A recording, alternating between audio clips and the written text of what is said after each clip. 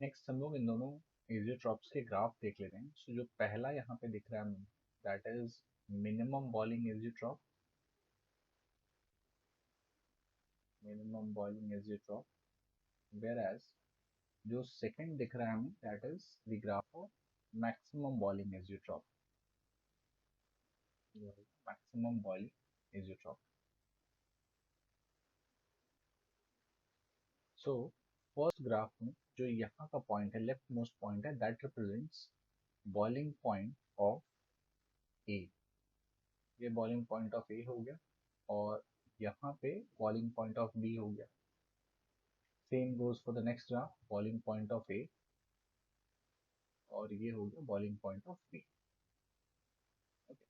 अब दोनों में जहाँ पे पॉइंट सेम हो गया, दिस पॉइंट्स रिप्रेजेंट एजियोट्रॉप। अगर पहले ग्राफ में देखें तो ये टेम्परेचर हो गया boiling point of azeotrope.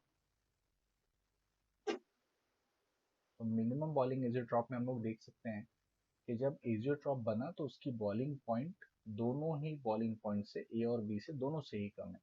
Whereas maximum boiling azeotrope में the boiling point is higher than both। ये टेम्परेचर हो गया बॉइलिंग पॉइंट ऑफ एजियोट्रॉप। और हमें कैसे पता चल रहा है कि एजियोट्रॉप वहां पे फॉर्म हो? जहां पे एजियोट्रॉप फॉर्म होगा वहां पे वेपर और लिक्विड के दो डिफरेंट ग्राफ्स नहीं मिलेंगे, सेम हो जाएंगे। Composition both vapour and liquid phase will be same. Whereas अगर हम लोग दूसरे कंडीशंस पे चेक करें तो वेपर और लिक्विड फेज में कॉम्पोजिशन जो है वो थोड़ा डिफरेंट मिल रहा है, it is not same. Okay, तो ये दोनों ग्राफ्स हम लोग अंडरस्टैंड कर सकते हैं for minimum boiling azeotrope and maximum boiling azeotrope.